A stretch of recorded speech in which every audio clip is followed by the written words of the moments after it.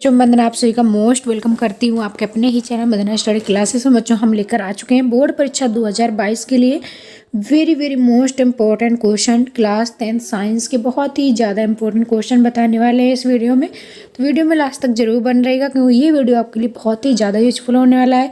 जितने भी क्वेश्चन इस वीडियो में हम बताएंगे उनके आपके 80 से 90% तक आने के चांसेस है। तो सारे क्वेश्चन को आपको एक बार जरूर पढ़ लेना है, ठीक।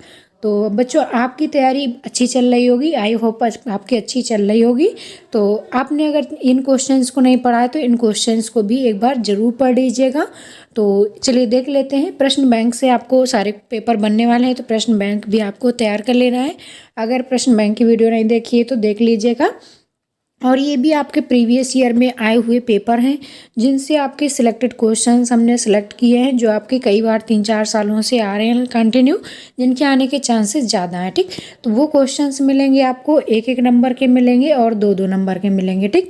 तो एक शब्द वाक्य में उत्तर वाले देखेंगे, इसके बाद हम लोग 2 अंक के भी कंप्लीट करेंगे, ठीक। तो 1 और 2 अंक के इसमें क्वेश्चन आपको पूरे कंप्लीट हो जाएंगे।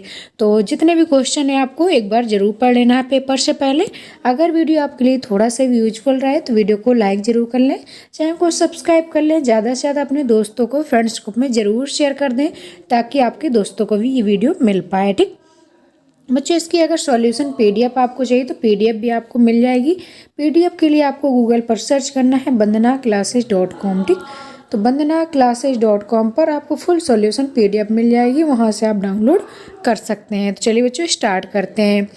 पहला क्वेश्चन है आपका, शुद्ध जल का पीएच मान लिखिए, ठीक। तो शुद्ध जल का पीएच मान कितना होता है? तो बच्चों आपको बता दें कि पीएच मान क्या होता है। जिनका 7 से कम होता है वो आपके क्या होते हैं, अम्लीय होते हैं, ठीक। जो आपका 7 से कम जिनका पीएच मान होता है, ठीक, वो अम्लीय।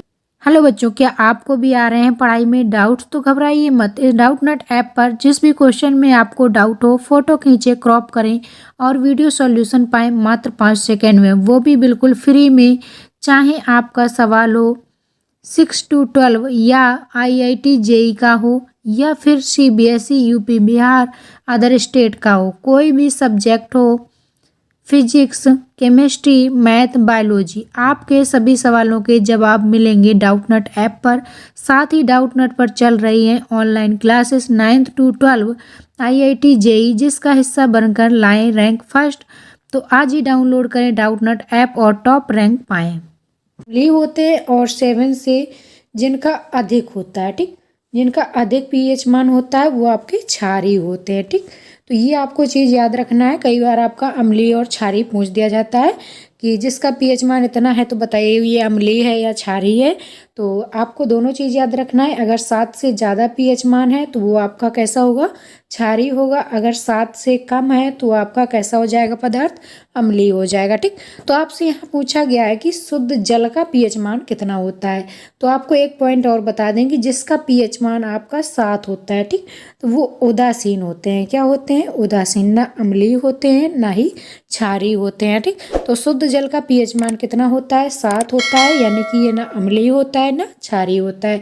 तो आपको दोनों पॉइंट याद रखना है। कम है तो फिर क्या हो जाएगा, अम्लीय हो जाएगा आपका, और ज़्यादा है तो आपके क्षारीय हो जाएंगे। तो ये आपको याद रखना है। इसके बाद अगर 7 पूछ दिया जाए तो ये आपका उदासीन होते हैं और शुद्ध जल का पीएच मान भी 7 होता है, ठीक। इसके बाद नेक्स्ट क्वेश्चन देखेंगे। ख नंबर है, 2 या 2 से अधिक धातुओं के समंगी मिश्रण को क्या कहते हैं, ठीक। तो जब 2 या 2 से अधिक धातुएं मिलाई जाती हैं, इनका समंगी मिश्रण तैयार किया जाता है तो इसको क्या कहते हैं, ठीक। तो इसको बच्चों कहते हैं विलयन। जब 2 या 2 से अधिक धातुओं को मिलाया जाता है तो ये आपका क्या बन जाता है, विलयन। जैसे नमक में, नमक है पानी डाल दिया, या चीनी है पानी डाल दिया, इस तरीके से जब 2 धातुओं मिला देते हैं तो वो एक विलयन बन जाता है, ठीक। इस तरीके से आपको ये क्वेश्चन याद रखना है। इसके बाद नेक्स्ट है, हरे पौधों की पत्तियों में पाए जाने वाले वर्णक का नाम बताइए। तो हरे पौधे क्या होते हैं, ये प्रकाश संश्लेषण के द्वारा अपना भोजन स्वयं बना लेते हैं, ठीक। तो अपना भोजन स्वयं बना लेते हैं, किस कारण से बना लेते हैं तो ये भी आपको पता होना चाहिए, ठीक। तो इनमें बच्चों क्या पाया जाता है, हरे पौधों में हरित लवक, यानी कि आपका क्लोरोप्लास्ट, इसको इंग्लिश में बोलते हैं, क्या बोलते हैं, क्लोरोप्लास्ट, ठीक, क्लोरोप्लास्ट। तो ये आपका क्या होता है, हरित लवक, कि इसकी उपस्थिति के कारण ही हरे पौधे अपना भोजन स्वयं बना पाते हैं। ठीक, तो पौधे हरे क्यों दिखाई देते हैं, तो ये भी आपका हरित लवक के कारण ही हरे दिखाई देते हैं। तो आपसे क्वेश्चन पूछा गया है कि हरे पौधों की पत्तियों में पाए जाने वाले वर्णक का नाम बताइए, तो ये आपका हरित लवक या क्लोरोप्लास्ट होता है। ठीक, इसके बाद नेक्स्ट है आपका नर युग्मक एवं मादा युग्मक के संलयन को क्या कहते हैं। तो बच्चों, जब नर युग्मक और मादा युग्मक का संलयन होता है, यानी कि निषेचन क्रिया होती है, फर्टिलाइजेशन होता है, तो इसको क्या कहते हैं, तो इसको निषेचन कहते हैं। ठीक, जब नर और मादा दोनों मिलते हैं तो क्या होता है, निषेचन होता है। इसके बाद क्या बन जाता है, जाइगोट बन जाता है। ठीक, तो ये जाइगोट का निर्माण हो जाता है इस तरीके से। तो इसके बाद नेक्स्ट क्वेश्चन है आपका, लिंग निर्धारण करने वाले गुणसूत्रों के नाम बताइए। तो लिंग निर्धारण करने वाले गुणसूत्रों के नाम बताना है। ठीक, तो लिंग निर्धारण के लिए आपको बता दें कि जो एक्स गुणसूत्र होता है, ये आपका क्या होता है, ये आपका यानी कि स्त्रीलिंग के लिए होता है, स्त्रियों के लिए होता है। ठीक, इसके बाद आपका जो एक्स वाई होता है, ये आपका पुरुषों में पाया जाता है। तो आपको बता दें बच्चों कि जो एक्स गुणसूत्र होगा वो लड़की होगी, और जिसमें आपका एक्स वाई होगा वो लड़का होगा। तो इसका निर्धारण कैसे होता है, ये केवल वाई से ही निर्धारण हो सकता है कि ये एक्स मतलब कि एक्स होगा तो इसमें भी एक्स है। ठीक, इसमें अगर वाई है तो ये लड़का होगा, डिफरेंट होगा। ठीक, तो लिंग का निर्धारण कैसे हो जाता है, ये एक्स वाई जो गुणसूत्र होते हैं इन्हीं के द्वारा ही लिंग का निर्धारण किया जाता है। ठीक, इसके बाद नेक्स्ट क्वेश्चन है, लेंस की क्षमता का सूत्र बताइए। तो लेंस की क्षमता का सूत्र होता है क्षमता P बराबर F1/F। ठीक, तो ये आपको याद रखना है, आपका कई बार आ चुका है। इस तरीके से सारे क्वेश्चन आपको देखने हैं। ठीक, तो नेक्स्ट क्वेश्चन आपका वेरी मोस्ट इंपॉर्टेंट क्वेश्चन है, निकट दृष्टि दोष दूर करने में कौन सा लेंस उपयोग होता है। ठीक, तो जब निकट दृष्टि दोष दूर करते हैं तो उत्तल लेंस का प्रयोग किया जाता है। ठीक, तो इसके बाद जो आपका दूर दृष्टि दोष होता है उसमें अवतल लेंस का प्रयोग करते हैं। ठीक, तो दोनों आपको याद रखना है, निकट दृष्टि दोष होता है तो उत्तल लेंस, और जब दूर दृष्टि दोष होता है तो आपका अवतल लेंस का प्रयोग किया जाता है। ठीक, यानी कि चश्मे जो होते हैं, निकट दृष्टि दोष जिनको है उनको उत्तल लेंस का चश्मा बनता है, और जिनको दूर दृष्टि दोष है उनको अवतल लेंस का आपका चश्मा बनता है। ठीक, तो ये क्वेश्चन आपको तैयार रखना है। इसके बाद नेक्स्ट क्वेश्चन है, विद्युत प्रतिरोध का एसआई मात्रक लिखिए। तो विद्युत प्रतिरोध का एसआई मात्रक क्या होता है, ओम होता है, जिसको इस तरीके से डिनोट करते हैं। ठीक, तो ये भी आपको याद रखना है। इसके बाद नेक्स्ट है, इसके बाद 2 अंक आ जाते हैं। ठीक, तो इसको देख लेते हैं। क्वेश्चन नंबर नेक्स्ट है, श्वसन की क्रिया ऊष्माक्षेपी है या ऊष्माशोषी, कारण लिखिए। तो जो श्वसन की क्रिया होती है जिससे हम सांस लेते हैं, ये क्रिया आपसे पूछी गई है ऊष्माक्षेपी है या ऊष्माशोषी है। ठीक, कारण सहित आपको बताना है। तो इसमें बच्चों आपको बता देना है कि श्वसन की क्रिया के पश्चात रासायनिक पोषक तत्वों का विघटन होता है। क्या होता है, रासायनिक पोषक तत्व जो होते हैं इनका विघटन होता है और ऊर्जा की उत्पत्ति होती है। अतः श्वसन क्रिया एक कैसी क्रिया है, ऊष्माक्षेपी अभिक्रिया है। ठीक, इसके बाद नेक्स्ट है आपका क्वेश्चन नंबर, अमलगम किसे कहते हैं। वेरी आईएमपी क्वेश्चन है, इस क्वेश्चन को बिल्कुल रट लेना है। ठीक, कि अमलगम क्या होता है, बोर्ड एग्जाम में पूछा जाता है ये क्वेश्चन 2 नंबर में। ठीक, तो अमलगम क्या होता है, किसी धातु को पारे के साथ मिलाकर बनाई गई मिश्र धातु संरस या अमलगम कहलाती है। तो जब पारा होगा और इसके साथ कोई अन्य धातु यानी मिला देने पर जो मिश्र धातु बन जाती है, जिसको संरस या अमलगम कहते हैं। ठीक, तो ये भी आपको याद कर लेना है। इसके बाद वेरी मोस्ट इंपॉर्टेंट क्वेश्चन है, वेरी आईएमपी क्वेश्चन, मेंडलीव की आवर्त सारणी के 2 गुण बताइए। ठीक, तो मेंडलीव के आवर्त सारणी के कोई 2 गुण बताना है। तो मेंडलीव की आवर्त सारणी ही पूरी आपको तैयार कर लेना है, क्योंकि इससे आपके बोर्ड एग्जाम में बहुत ज़्यादा क्वेश्चन बनते हैं। 2-3 क्वेश्चन आपको ऐसे ही देखने को मिल सकते हैं मेंडलीव की आवर्त सारणी से। ठीक, तो मेंडलीव की आवर्त सारणी के 2 गुण बताने हैं। ठीक, तो मेंडलीव का पहला आपको बता देना है कि मेंडलीव की आवर्त सारणी में तत्वों को बढ़ते हुए परमाणु भारों के क्रम में क्षैतिज पंक्तियों में तथा ऊर्ध्वाधर खानों में रखा गया। तो यहाँ क्रम कर लेना है आपको। इसके बाद आपका क्या है, क्षैतिज पंक्तियों को आवर्त तथा ऊर्ध्वाधर जो आपके इस तरीके से, ठीक, इस तरीके से कॉलम बने हुए। ठीक, तो जो आपके ये क्षैतिज हैं ये, ठीक, तो जो आपके क्षैतिज पंक्तियां हैं इनको आवर्त बोलते हैं, और जो आपका ये हॉरिजेंटल जो खड़े हुए हैं ऊर्ध्वाधर, इनको क्या बोलते हैं? इनको आप लोग, इन खानों को परमाणु भारों के इनके बढ़ते हुए आवर्त और वर्ग बोलते हैं। ठीक, तो इनको वर्ग बोलते हैं। जो खड़े होते हैं इनको वर्ग, और जो पड़े होते हैं इनको आपको आवर्त बोलते हैं। ठीक, तो ये आपका याद रखना दोनों पॉइंट। ठीक, इसके बाद आपका नेक्स्ट है, तो इसमें आपका देखिए बताया गया है कि क्षैतिज जो पंक्तियां होती हैं उनको आवर्त बोलते हैं, पीरियड्स, तथा ऊर्ध्वाधर खानों को ग्रुप या समूह कहते हैं। ठीक, तो इनको ग्रुप या वर्ग कहते हैं। तो इस तरीके से आपको याद रखना है। इसके बाद नेक्स्ट है आपका धमनी और सिरा में कोई दो अंतर बताइए। वेरी वेरी IMP क्वेश्चन है, आपका आ सकता है बोर्ड पेपर में, तो इसको भी आपको रट लेना है। धमनी और सिरा में क्या अंतर होता है? तो सबसे पहले बच्चों एक मेन पॉइंट आपको बता दें आपकी बेसिक जानकारी के लिए कि धमनी क्या होती हैं और सिराएं क्या होती हैं। ठीक, तो धमनियाँ क्या होती हैं? जो आपकी शुद्ध रुधिर ले जाती हैं। ठीक, तो ये आपके ब्लड के अंदर होती हैं, मतलब कि मांस के अंदर होती हैं, दिखाई कम देती हैं।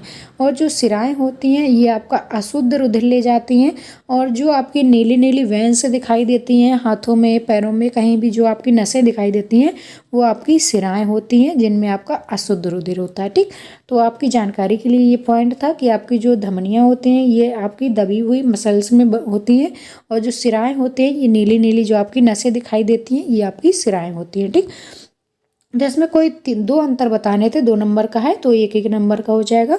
धमनियों की भित्ति लचीली और मोटी होती है, सिराओं की भित्ति पतली व लचीली होती है। ठीक, इसके बाद नेक्स्ट पॉइंट लिखना है, धमनी की गुहा सक्रिय होती है, सिरा की गुहा चौड़ी होती है। ठीक, तो ये आपको दोनों पॉइंट याद रखना है। इसके बाद नेक्स्ट क्वेश्चन है आपका, कायिक प्रवर्धन किसे कहते हैं? Very very most important question है, कायिक प्रवर्धन किसे कहते हैं? 2 नंबर में आ सकता है। तो कायिक प्रवर्धन क्या होता है? जब पौधे को किसी भी अंग से नया पौधा तैयार हो, तो जैसे भी कोई पौधा है, ठीक, इस तरीके से कोई पौधा है, इसको हम किसी भी अंग से ऐसे काट दें। ठीक, तो काट देने के बाद क्या होता है, जब उससे एक नया, यानी कि इतना आपने पार्टीशन कर लिया, ठीक, तो इसको पार्टीशन करके कहीं भी लगा दिया, तो उससे क्या होता है कि उसके ये नए वाले अंग से नया पौधा तैयार हो जाता है। इसी को आप क्या कहेंगे? कायिक प्रवर्धन कहेंगे। ठीक, तो जब क्या होता है पौधों में किसी भी अंग से नया पौधा तैयार हो तो उसी कायिक प्रवर्धन कहते हैं। कायिक प्रवर्धन अलैंगिक जनन भी होता है। ठीक, इसके बाद नेक्स्ट है क्वेश्चन नंबर, मेंडल का प्रभाविता का नियम बताइए। ठीक, तो मेंडल का प्रभाविता का नियम बताना है। तो मेंडल के आपके 3 नियम थे, तो इसमें से तीनों आपके इम्पोर्टेंट है। ठीक, तो प्रभाविता का नियम क्या है, तत्परता का नियम क्या है, तो ये आपको याद रखना है। ठीक, तो प्रभाविता का नियम क्या है? तो जब विरोधी या तुलनात्मक लक्षणों वाले 2 शुद्ध पौधों के बीच संकरण कराया जाता है, तब जो लक्षण पहली पीढ़ी में प्रकट होता है उसे प्रभावी लक्षण कहते हैं, और जो लक्षण प्रदर्शित नहीं होता उसे अप्रभावी लक्षण कहते हैं। ठीक, तो जैसे कि आपका विरोधी यानी तुलनात्मक लक्षणों वाले, एक हमने फूल ले लिया ये सफ़ेद रंग का, और एक फूल ले लिया हमने ये लाल रंग का। ठीक, तो इनके बीच में ये दोनों पौधे हैं। ठीक, ये लाल है ये सफ़ेद है, तो इसमें जब संकरण करवाया जाता है तो क्या होता है कि संकरण के बाद पहली पीढ़ी में जो लक्षण दिखाई देता है, यानी जो कलर आता है वो प्रभावी लक्षण होता है, और जो दूसरी पीढ़ी में आता है यानी कि जो लक्षण प्रकट नहीं होते हैं वो आपके अप्रभावी लक्षण कहलाते हैं। ठीक, तो ये आपको याद रखना है। इसके बाद नेक्स्ट है आपका, परावर्तन के नियम बताइए। ठीक, तो परावर्तन के नियम आपके 2 हैं, तो दोनों नियम आपको याद रखना है। परावर्तन का प्रथम नियम है, परावर्तन की घटना के दौरान आपतन कोण I तथा परावर्तन कोण R का मान बराबर रहता है। ठीक, तो इसमें पहला नियम आपको ये याद रखना है कि परावर्तन की घटना के दौरान क्या होता है, आपतन कोण I और परावर्तन कोण R का मान हमेशा बराबर होता है। ठीक, इसके बाद आपका द्वितीय नियम आपको देख लेना है।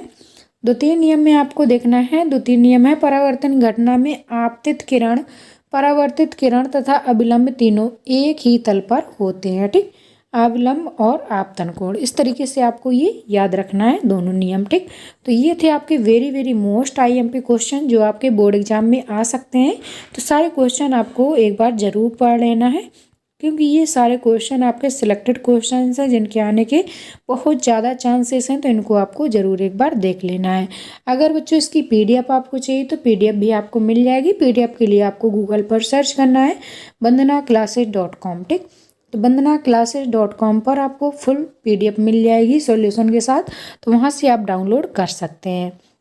तो चलिए बच्चों, मिलेंगे नेक्स्ट वीडियो में। अगर आपने अभी तक हमारा टेलीग्राम ग्रुप नहीं ज्वाइन किया तो टेलीग्राम की लिंक भी डिस्क्रिप्शन में मिल जाएगी, वहाँ से आप चेक कर लीजिएगा। ये PDF हम टेलीग्राम पर भी आपको सेंड कर देंगे। इसके पहले हमने सोशल साइंस के डाले थे, वो भी हमने सेंड कर दी थी PDF, तो आप टेलीग्राम से भी प्राप्त कर सकते हैं। ठीक, चलिए मिलेंगे नेक्स्ट वीडियो में। अगर वीडियो पसंद आया हो, आपके लिए यूजफुल रहा हो, तो वीडियो को लाइक जरूर कर लें। न्यू है तो सब्सक्राइब कर लें। ज़्यादा से ज़्यादा अपने दोस्तों को, फ्रेंड्स ग्रुप में ज़रूर शेयर कर दें, ताकि आपके दोस्तों को भी ये वीडियो मिल पाए। तो चलिए बच्चों, मिलेंगे नेक्स्ट वीडियो में। तब तक के लिए bye bye. Thanks for watching.